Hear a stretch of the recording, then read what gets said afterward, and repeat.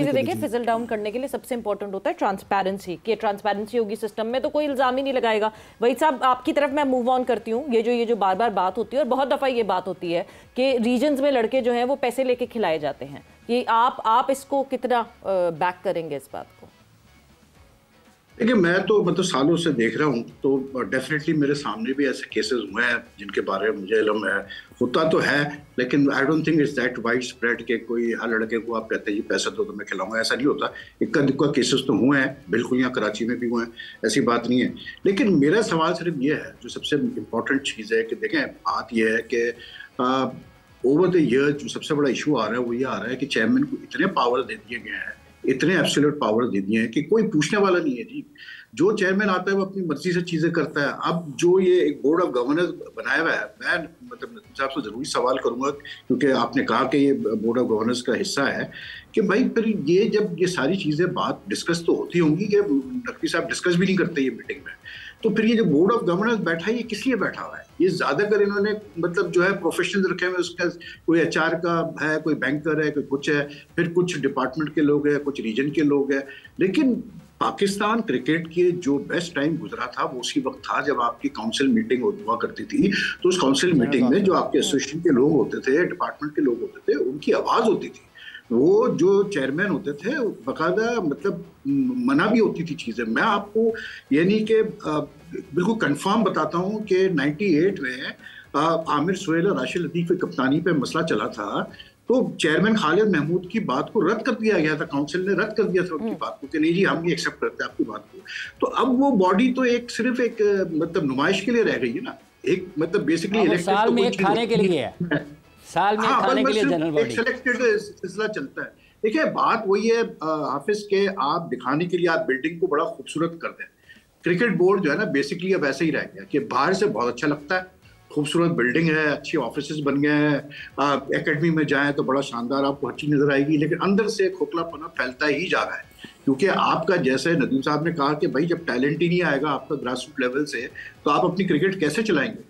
तो मैं तो सबसे पहले ये बात करता हूँ कि भाई आई नो कि इट्स नॉट नदीम साहब के हाथ में नहीं है, लेकिन मैं वैसे जनरली बात कर रहा हूँ कि जो हमारे लोग बैठे हुए हैं, जो करते धरता लोग हैं, भाई सबसे पहले तो आप ये मतलब ये जो सिलेक्शन का मेथड है चेयरमैन का, और ये जो मतलब प्राइम मिनिस्टर प्रेसिडेंट की इन्वॉल्वमेंट होती है मतलब चेयरमैन को लाने में, इसको तो खत्म करें ना आप। ये क्या मतलब एक मजाक बनाया हुआ है कि पिछले कई सालों से हम यही देख रहे हैं कि मतलब जो प्राइम मिनिस्टर आता है, जो प्रेसिडेंट आता है, वो अपनी मर्जी से अपने बंदे लाके फिट कर देता है, चाहे उनको क्रिकेट का पता हो या ना हो, किसी को कोई फिक्र नहीं है। मतलब वो आप ऐसे लोगों के हाथ में क्रिकेट दे रहे हैं जिनको इतना पता ही नहीं क्रिकेट के बारे में, तो फिर वो क्या मतलब आप मुझे बताना क्रिकेट चलाएंगे? मैं तो क्लियर बात आज यहाँ कर रहा हूँ कि जिस तरह से आपका डिक्लाइन हुआ है ग्रेजुअली हमारी क्रिकेट का, आई एम टेलिंग यू कि जिस तरह से बाकी नेशन आगे बढ़ रही हैं, तो सिंपल सी बात है यार, आप बहुत जल्द जो है बहुत पीछे रह जाएंगे। और याद रखिएगा, कोई भी मुल्क में जो स्पॉन्सर होता है, जो पैसे लगाता है, जो आपका फैन बेस होता है, जो क्रिकेट फैंस होते हैं, बहुत है यहाँ पाकिस्तान में, लेकिन हर चीज की एक लिमिट होती है। जब आपकी टीम नहीं बनती, जब आपकी टीम अच्छा नहीं करती, जब बार बार सिलेक्शन में मसले होते हैं, मतलब आपको सही जस्टिस नहीं मिलता ग्रास रूट लेवल पे, तो फिर लोगों का इंटरेस्ट खत्म होना शुरू हो जाता है। मैंने ये हॉकी में होते देखा है। तो इसलिए जो है ना, क्रिकेट इज नाउ, जैसे शाहिद आफरीदी ने भी रिसेंटली कहा यहाँ पर मीडिया से बात करते हुए, कि आपकी क्रिकेट बेसिकली आईसीयू में है। तो आप क्या करेंगे उसको आईसीयू से निकालने के लिए? बिल्कुल, क्या करेंगे ख्वाहिश साहब आईसीयू से निकालने के लिए? बड़ी अच्छी बात है, इन्होंने एक पूरा एनालिसिस करके दे दिया आपको।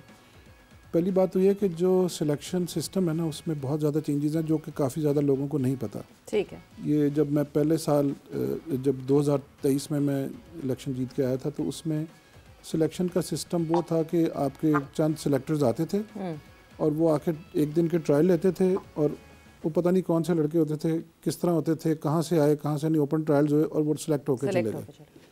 आपने 4-4, 5-5 गेंद पे लड़कों के ट्रायल्स लेके उनको सेलेक्ट कर लिया। वो मुझे सिस्टम अच्छा नहीं लगा। मैंने उसके ऊपर इनसे बात की, जो पिछला बोर्ड था उन्होंने मेरी बात नहीं सुनी।